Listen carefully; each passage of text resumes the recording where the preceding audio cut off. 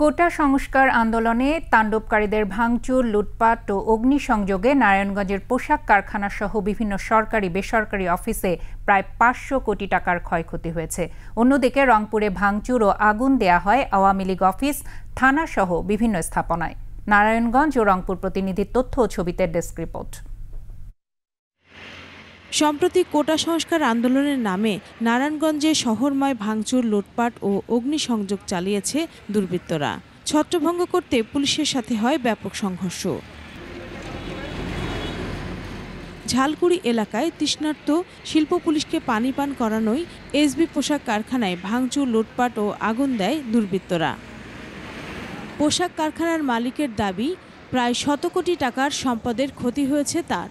১২০-২৫ কোটি টাকার মতো, কিন্তু আমরা এখন দেখতেছি কি যে এটা এখনো তো আমাদের ফাইনাল হিসাবটা আসে না। আমরা যেই জায়গায় ধরতেছি ওই জায়গায় ড্যামেজ পাচ্ছি। মাননীয় প্রধানমন্ত্রী উপযুক্ত বিচারটা করুক, ওনারা পারবে এটার কারা এটা ক্ষতি করছে। এটার অনেক ভিডিও ফুটেজ আছে, অনেক রাস্তাঘাটের অনেক কিছু আছে রেকর্ডিং করা, যাতে উনি এটার বিচারটা করে, এর পরবর্তীতে যাতে আর আমাদের কোনো ক্ষতি না হয়। শ্রমিকরা বলছেন এখনো আতঙ্ক নিয়ে কাজ করছেন তারা। অনেক কষ্ট করে এখানে কাজ করতেছি, অনেক আতঙ্কের মাঝখানে। এখানে যারা লুটপাট করছে তাদের শাস্তি হোক। আতঙ্কে তো কিছু কিছু লোকজন আসতে পারতেছে না ভয়ে। মালিকের এমন একটা ক্ষতি হয়েছে, তাতে আমাদের অনেক কষ্ট লাগে। গত কয়েকদিনে জেলার ১০টির বেশি সরকারি ও অর্ধশতাধিক বেসরকারি প্রতিষ্ঠানে ধ্বংসযজ্ঞ চালায় দুষ্কৃতিকারীরা। সংশ্লিষ্টরা বলছেন নারায়ণগঞ্জে প্রায় ৫০০ কোটি টাকার ক্ষতি হয়েছে। পুলিশ সুপার জানান, সহিংসতার ঘটনায় ৯টি মামলা হয়েছে, গ্রেপ্তার করা হয়েছে ৩০৯ জনকে। এদিকে রংপুরেও ঘটে সহিংসতার ঘটনা। বেতপট্টি এলাকায় মহানগর আওয়ামী লীগ অফিসে হামলা চালিয়ে আসবাবপত্র ভাঙচুর ও লুটপাট করে আগুন ধরিয়ে দেয়া হয়।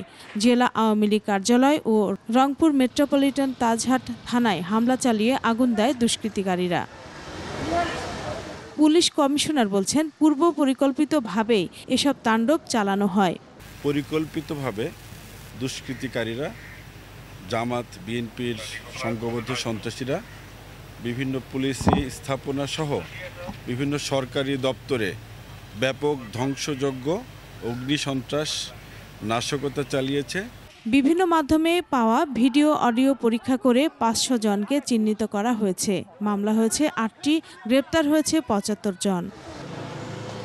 রত্না জামান, ডেস্ক রিপোর্ট, ২১শে টেলিভিশন।